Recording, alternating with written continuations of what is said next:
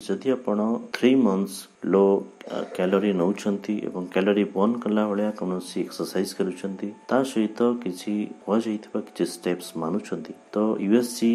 Ultrasound कला परे जानि परिबे कि आपन लिवर चेंजेस केते रहउची लिवर इंप्रूवमेंट केते रहउची जहा द्वारा कि आपन को जो असुविधा रहउतिला डाइजेशन कोंतु बा कोआगुलेटिव डिजीज कोंतु सेथिरे केते उन्नति होतै आपन निश्चित भाव जानि परिबे शरीर फिट एंड फाइन रहइबो एवं आपन को ओवरवेट बा बॉडी रो जो चर्बी जमा रहउतिला ता बहुत मात्रा रे कमी छिबो ए सब निजे प्रैक्टिकली फील करि परिबे। Hello friends, welcome back to my channel. Hope you all are doing बेट। मोटापण वर्तमान समय रे गोटे मुख्य समस्या कॉस्मेटिक एस्पेक्ट रु कोंतु किंबा वो क्रोनिक डिजीज रो कारण रु कोंतु वर्तमान देखा जाउची कि जदि आपण मोटा अछंती आपण को देह रे चर्बी रो मात्रा बेसी रहउची तो निश्चित भाव में बहुत किसी क्रोनिक डिजीज आपन को हेई पारे जेमते कि डायबिटीज कोंतु फीमेल मान पाखे बंध्याकरण देखा जाउची सेमानकर पिला जन्म हो नाही हाइपोटेंशन बा ब्लड प्रेशर अधिक रहउची लिवर डिजीज किछि रहउची किछि किडनी प्रॉब्लम मध्ये देखा जाउची केवल मोटापण जदि आपण फैटी अछंती बा आपनकर वेट अधिक अछि ओवरवेट अछंती तो निश्चित भाव में आपण जानिबा दरकार कोन सब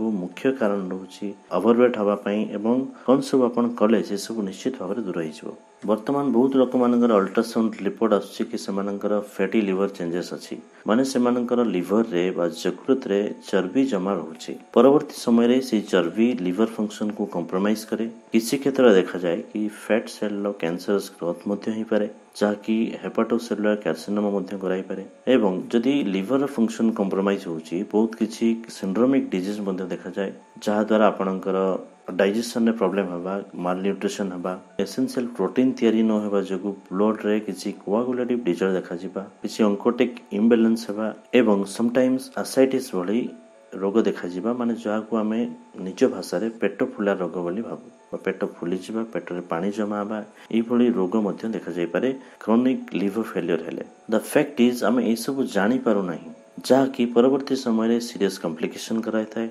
सिवियर डिजीज मध्ये कराय थाए एवं हम जीवन मध्ये विपज्जनक हो जाए। तो आसंतु जानिबा मेनली 4 थिंग्स जहा कि हमें जानिबा दरकार एवं से गुडी को द्वारा हमें निजर फैटी लिवर चेंजेस बा निजर चर्बी बा मोटापण हम निजको कमै परिबा किंतु सबटो आवश्यक होउची कि आपनकर सचेतनता लेवल केते रहउची आपनकर डेडिकेशन लेवल केते रहउची फॉलोइंग थिंग्स को मानिबा पई बा ई सब जिंस को मानिबा पई। फर्स्ट कि आपण थायराइड को सुस्थ रखंतु। थायराइड गोटे ग्लैंड जोटू थायरोक्सिन हार्मोन तयारी हुए एवं थायरोक्सिन हार्मोन आम देहर मेटाबॉलिज्म प्रोसेस को ठीक रखे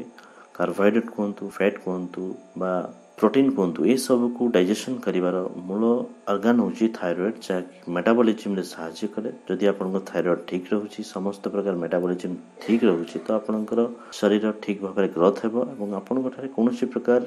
जो एक्सेस फैट डिपोजिट हेबा एक्सेस प्रोटीन कन्वर्ट हे ग्लूकोज तयारी हेबा ई सब कारण देखा जिवो नाही। बट थायराइड को सुस्थ केमते रखिबे साधारणतः थायराइड को सुस्थ रखिया पई हेले थायराइड हार्मोन तयारी करिया पई हेले किछि मिनरल्स दरकार होय जेमति कि सेलेनियम जिंक एवं हम आयोडाइड सॉल्ट रु मिलुथिबा आयोडीन ग्रीन लीफी वेजिटेबल्स रे सेलेनियम और जिंक रो परिमाण उपयुक्त मात्रा थाए तेणु आपण ग्रीन वेजिटेबल्स कंजप्शन करि परिबे। ता सहित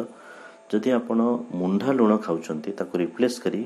आयोडाइज्ड सॉल्ट यूज करि परिबे जो थेरे कि आयोडीन ठीक मात्रा रे हम शरीर को मिलिबो जा द्वारा हमर थायराइड ग्लैंड भलो रहिबो एवं मेटाबॉलिज्म ठीक भाव में मेंटेन हेबो। सेकंड थिंग कि आपण अल्कोहल कंजप्शन बंद करंतु। Alcohol consumption is one of the main cause for our fatty liver changes. तो जदि आपण अल्कोहल बेसी मात्रा नउछंती परवर्ती समय रे आपण को फैटी लिवर चेंजेस हे पारे हेपाटोसेलुलर कार्सिनोमा मध्ये हे पारे सिरोसिस मध्ये हे पारे एवं परवर्ती समय रे जॉन्डिस वाले कॉम्प्लिकेशन देखा जाय पारे। थर्ड कि डेली आपण 250 कैलोरी कंजप्शन कम करंतु। जहां भी आपण खाद्य खाउथिले जति कैलोरी रो खाद्य आपण खाउथिले 250 कैलोरी रो खाद्य कम करंतु एटलीस्ट 3 मंथ्स 3 मास पई आपण जति 250 कैलोरी कम करूछंती खाद्य खाइबा तो 3 मास परे निश्चित भाव में आपण अल्ट्रासाउंड करले जानि परिबे कि आपण फैटी लिवर चेंजेस केते मात्रा रे कमी जाइछि। लास्टली आपण रेगुलर एक्सरसाइज करंतु। डेली एक्सरसाइज करी जदि आपण 250 कैलोरी कमै पारुछंती से रनिंग कोंतु बा जिम जाई आपण जिम करि परिबे किंबा वॉकिंग करि परिबे। मोस्टली वॉकिंग हमें काउंट करूछु 30 मिनिट्स वॉक करले आपण निश्चित भाव में 250 कैलोरी अधिक कैलोरी बर्न करिवे जहा द्वारा कि जदि आपण एई सब कंटिन्यू करिवे लो कैलोरी नबा 250 कैलोरी कम करी खाद्य खाइबा ता सहित जदि आपण 250 कैलोरी बर्न करुछंती by running walking and gym रे निश्चित भाव में यही सब काम 3 मंथ्स कंटिन्यू करंतु एवं आपण 3 मंथ्स परे निश्चित भाव फील करिवे कि आपनकर फैटी लिवर केते मात्रा चेंज अछि। फैटी लिवर चेंजेस द्वारा बहुत किछि इंप्रूवमेंट हबो डाइजेशन रो कोआगुलेटिव डिजॉर्डर्स माने ब्लड रो किछि कोआगुलेशन डिजॉर्डर्स थिले भलो हि जिवो एवं जदि आपण लिवर फंक्शन पई कोनोसी प्रकार प्रॉब्लम होछि लिवर फंक्शन रो किछि असुविधा थिला परवर्ती समय 3 मंथ्स पर निश्चित भाव में लिवर फंक्शन बहुत मात्रा रे भलो काम करिवो लिवर रो फंक्शन टेस्ट भलो रहइबो। इन शॉर्ट इन समरी जदि आपण 3 मंथ्स लो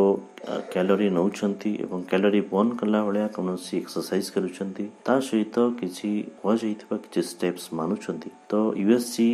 अल्ट्रासाउंड कला परे जानि परिबे कि आपन लिवर चेंजेस केते रहउची लिवर इंप्रूवमेंट केते रहउची जहा द्वारा कि आपन जो असुविधा रहउतिला डाइजेशन कोंतु बा कोआगुलेटिव डिजॉर्डर्स कोंतु सेथि केते उन्नति होते आपन निश्चित भाव जानि परिबे शरीर फिट एंड फाइन रहइबो एवं आपन ओवरवेट बा बॉडी रो जो चर्बी जमा रहउतिला ता बहुत मात्रा रे कमी जिवो ए सब निजे प्रैक्टिकली फील करि परिबे। जदि आपन को यह भल लागुची आपन को किछि बेनिफिशियल किछि सिखिबा कथा मिलुची तो निश्चित भाव में शेयर करंतु जेमति कि प्रति लोक मान पाखे ए मेसेज टी पहुंची पारे प्रति लोक माने निजर हेल्थ रिलेटेड इश्यूज नहीं सचेतन रहंतु जहा द्वारा से मानकर स्वास्थ्य भलो रहइबो काहे कि ना आपनक स्वास्थ्य ही आपनक संपद एवं यार जतन रहबा अति आवश्यक। That's all for today. Thank you very much.